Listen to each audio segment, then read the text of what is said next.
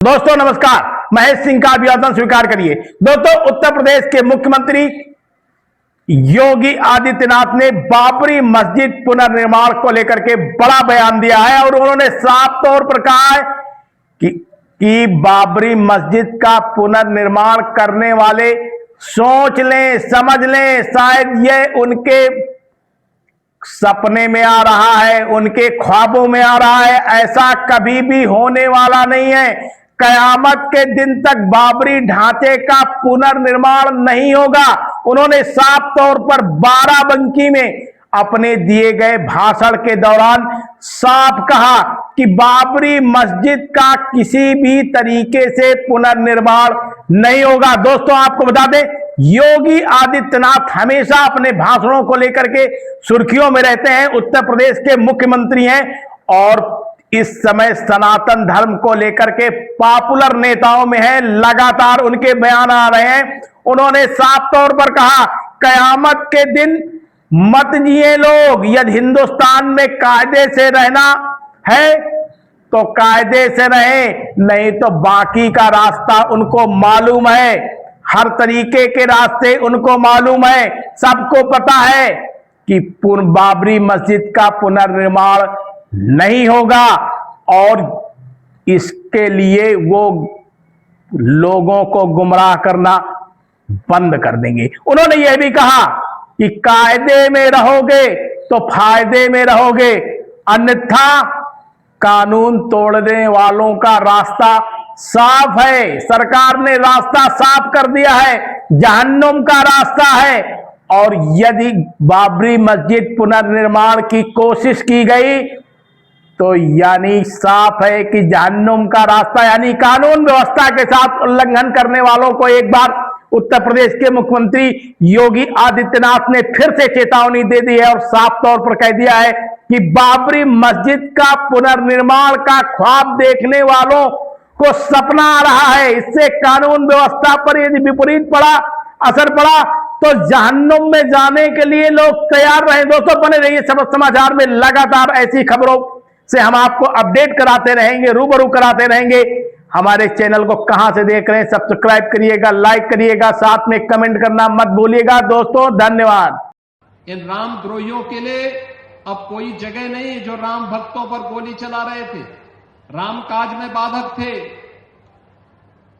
इन लोगों के लिए अब कोई जगह नहीं। और जो लोग अभी सपना देख रहे हैं बाबरी ढांचे का, तो उनको हम भी ये बता देना चाहते हैं कि कयामत का दिन कभी नहीं आने वाला है और कभी नहीं आएगा।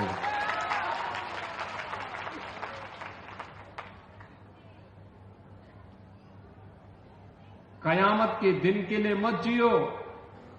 हिंदुस्तान में कायदे से रहना सीखो, कायदे से रहना सीखो। यहां का कानून मानो, कानून मानोगे, कायदे से रहोगे तो फायदे में रहोगे, और नहीं तो आगे का रास्ता तो फिर कहां के लिए जाता है, वह फिर कानून कोई तोड़ेगा तो वह रास्ता सीधे जहन्नुम की तरफ ही लेके जाता है, कहीं और की तरफ नहीं लेके जाता है। कानून तोड़ करके कोई जन्नत जाने का सपना देख रहा है तो सपना उसका कभी पूरा नहीं होने वाला है। एक सकारात्मक सोच के साथ भारत के विकास के लिए हर भारतीय का दायित्व होना चाहिए।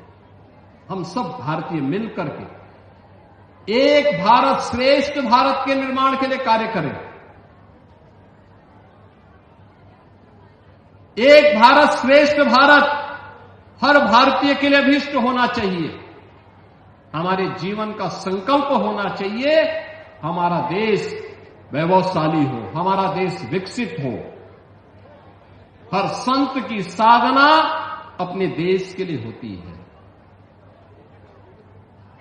अपने धर्म के लिए होती है, और धर्म भी देश के लिए समर्पित होता है। दोनों एक दूसरे के पूरक बनकर के कार्य करते हैं, अलग नहीं हो सकते। एक शरीर है तो दूसरी उसकी आत्मा है। दोनों को अलग करके नहीं रखा जा सकता है, अलग नहीं किया जा सकता है। और अगर आप अलग करने का प्रयास करेंगे तो ऐसे ही होता है जैसे शरीर से आत्मा निकल जाती है तो शरीर जैसे निस्तेज हो जाता है, ऐसे ही राष्ट्र के जीवन में भी ऐसे ही होता है। भारत और सनातन दोनों एक दूसरे के पूरक हैं, दोनों को अलग करके नहीं रखा जा सकता है।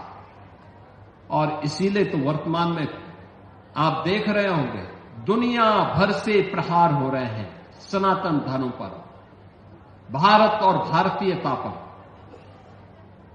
अंदर और बाहर से होने वाले इन प्रहारों से हमें सजग होना होगा, सचेत रहना होगा, क्योंकि जिन लोगों को भारत की प्रगति अच्छी नहीं लग रही है, जिनको भारत का विकास अच्छा नहीं लग रहा है, जिनको विकसित भारत की संकल्पना पसती नहीं है, वे लोग साजिश में लगे हुए हैं। कुछ लोग साजिश कर रहे हैं, कुछ लोग साजिश का शिकार हो रहे हैं और कुछ लोग उस साजिश के लिए बिक करके कार्य कर रहे हैं। हमें इन तीनों प्रकार की दुष्प्रवृत्तियों को रोकने के लिए अपने आप को तैयार करना होगा। आप देख रहे हैं शपथ समाचार।